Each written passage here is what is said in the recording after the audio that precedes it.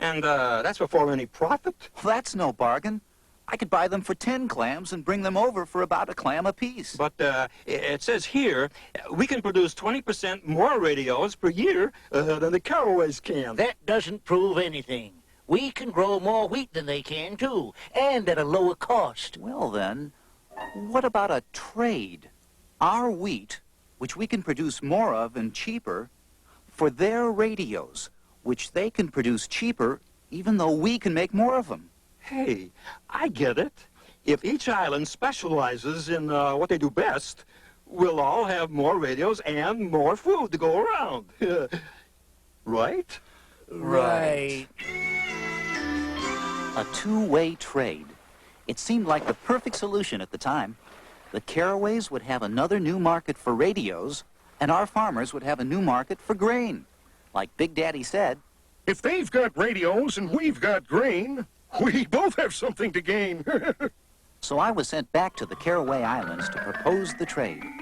And while I was gone, little Augie was getting into a new business, show business. Step right up for the greatest show on earth. Listen to the wonders of radio, coming soon to the land of Mocha. Augie's gonna let us listen for free? There must be a catch somewhere. Okay, folks, it's showtime.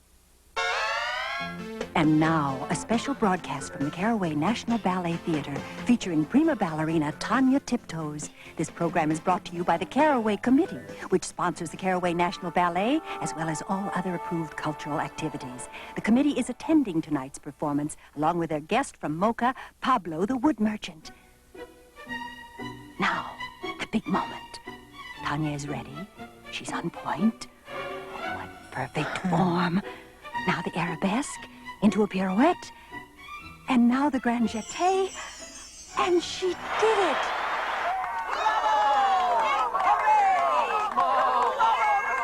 Oh, boy, this is going to be even bigger than I thought. I need a place where more people can listen. That was terrific, Augie. When's the next free demonstration? As soon as you can build me some benches, Cecil, I'm moving this act to Mocha Park. Benches cost clams, Augie. How you gonna pay me for the work? No problem, Cecil. I'm handling the food concessions. I knew it. Leave it to Augie to find a way to make a clam or two. He couldn't sell radios, but... Cold fruit juice, yummy coconut brownies, melons. I got melons. Plenty of time before the show starts. Yeah, good old Augie sure knew what to do with the radio he had.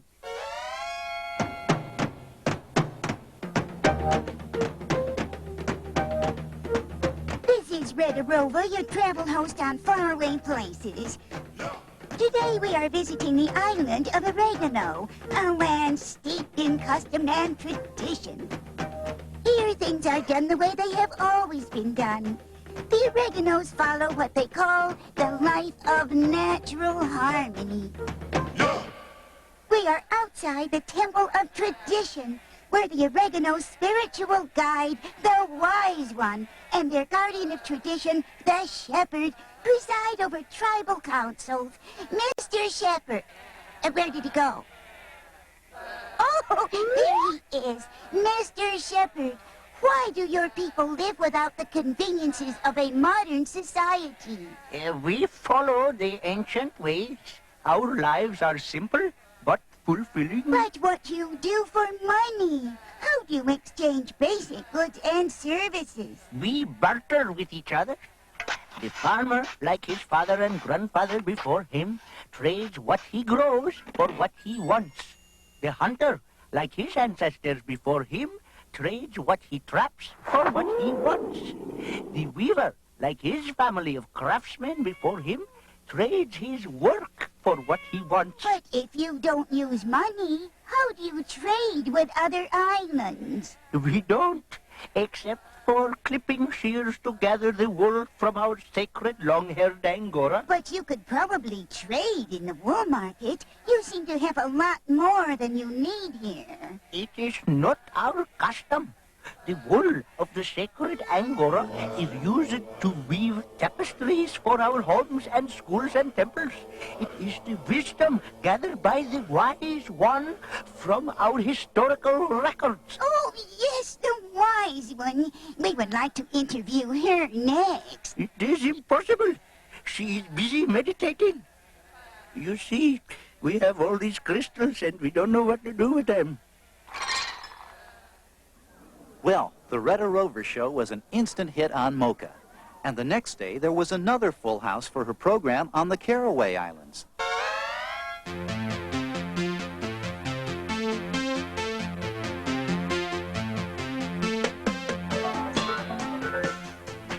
Today we are touring the Caraways, where the government provides housing and health care for all their citizens. The government also sets prices, wages, and annual production quotas for most other things. Decisions on what goods and services will be produced, how they will be produced, and who will be allowed to consume them are made by the Central Planning Authority, the Caraway Committee. Hold on. I have just been informed that an economic decision is coming up. Let's switch to Caraway Committee headquarters. Attention! Effective immediately, the price of orange juice will go down 10%. We are encouraging the drinking of more orange juice. Which is now in a state of surplus. Due to excellent weather During the growing season. We are now speaking with the manager of the Caraway Radio Factory. Radio, of course, is the Caraway's major industry. Sir, how is radio production and distribution planned here? Oh, it is simple. The Caraway Committee assigns our production quota, which is very high, and the price, which is very low. But it is important for everyone to own a radio so that information from the committee can be distributed quickly. We're also assigned the best manufacturing equipment. Are the workers' wages controlled too? Of course. Wages are established according to economic priorities. Sometimes there are more rewards, extra vacation time, medals, and such in those jobs and careers the government wishes to encourage. Of course, we get the best workers here. Can you tell me? Yes, it is all very efficient. Now, excuse me, please. I must go stand in line for some milk. Milk? I hate orange juice. And besides, the dairy farmers didn't meet their quota this month. The Mokans could hardly believe their ears. They thought their market economy was the only sensible way to run things. But the radio had made it clear that there were other economic systems very different from ours. Hey, Benny, how's the price of coconuts? Down, man, down. Had to cut my price since that new discount grocery opened up. Competition, you know. Yeah. Well, at least nobody's telling you how many you can sell and what you can charge, like over in the Caraway Islands. Yeah, supply and demand tell me that all the time. If my price is too low, there's a liner on the block. And if it's too high, nobody buys. You know, when you think about it, our market sort of runs itself most of the time. I wonder why they don't let that happen in the Caraways. Oh, maybe they just don't believe our system can work for them. At least they use money like we do. Yeah, the oreganos are still using the barter system. Yeah, we got rid of that years ago because it took so long to trade things. Well, I guess that's the way the oreganos want to keep it. Uh-huh. Nothing changes there. Everything's a tradition with them. Well, Mocha's got some traditions, too. We've been exchanging presents on Big Mama's birthday for as long as I can remember. Yeah, it's good for business, too. Oh, by the way, I'll take a case of those coconuts. Might as well stock up while they're cheap. Thanks a lot, Steve.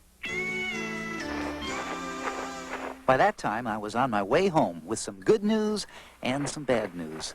The good news was that I had met the love of my life, and she had agreed to become my wife.